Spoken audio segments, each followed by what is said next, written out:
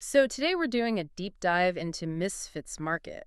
It's a service a lot of people know or have at least heard of. Oh, for sure. The pitch is really compelling. It is. I mean, you get groceries delivered, you save money, and you're helping reduce food waste. It sounds perfect. It does. A total win-win.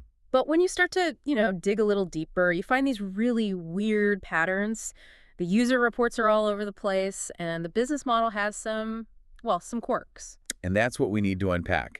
The service started in, what, 2018? Yeah, that's right. And its original goal was really specific. It was about rescuing ugly produce. Mm, The stuff that doesn't meet those crazy aesthetic standards for grocery stores. right. But it's not just that anymore. Not at all. It's expanded way beyond that. Now they have pantry goods, meat, dairy. It's become a much bigger operation. And to be fair, they do seem to be making a real impact, at least on paper. They do. Their own report from 2024, I think, said they rescued over 28 million pounds of food. Which is an enormous amount. You can't argue with that. And some users, especially early on, found really good deals on, like, pantry staples. The non-perishables seem to be the sweet spot for a lot of people. But the problem isn't really the mission, is it? It's something else. The problem is trying to scale that mission. Rescuing 28 million pounds of food means you're dealing with 28 million pounds of, well, unpredictable inventory. Okay. So that's the structural issue. That's the core of it.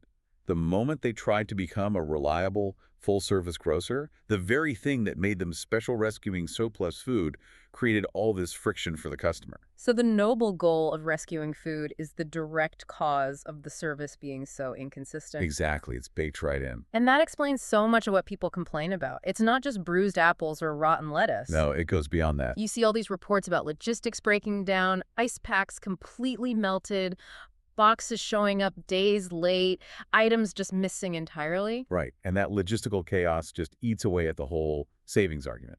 Well, people sign up for the discount, but you add in the shipping fees, and then you have to go buy replacement items because half your order was bad. And suddenly, it's not a discount anymore. It can even become a premium. You haven't saved time, and you definitely haven't saved money if you have to make a second trip to the store anyway. Which brings us to let's call it the user experience part of this, the subscription itself. Oh, yeah. The operational side.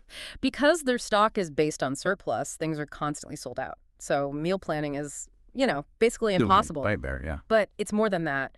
We found so many complaints about surprise charges, unwanted auto shipments, and people finding it incredibly difficult to actually cancel the service. And that all points back to the business model needing to stabilize itself.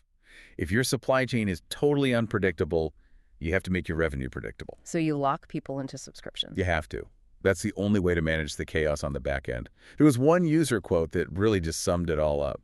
She said, "I've only received 2 boxes, and I will not be receiving any more." It just shows that for many, the effort just isn't worth the potential benefit. So, okay, for someone listening who wants to reduce waste and save a little money, what's the final verdict here? You have to understand that it's a gamble, a total hit or miss. So it can't be your main weekly grocery run. Absolutely not. Think of it more like a discount bonus store. You pop in, see if there are any deals on pantry items, maybe grab something interesting, but you can't rely on it. So go in with eyes wide open. Eyes wide open. And be prepared to check every single item in that box the second it arrives. If you manage your expectations, you might find some value. If you don't, you're just setting yourself up for frustration. That's a really sharp takeaway, which leaves me with a final thought for you to consider. We all want to do the right thing right, but given this tension between our own convenience and the huge scale of food waste, it makes you wonder, how much inconsistency, how much friction is actually acceptable for a sustainable service to still be worth it?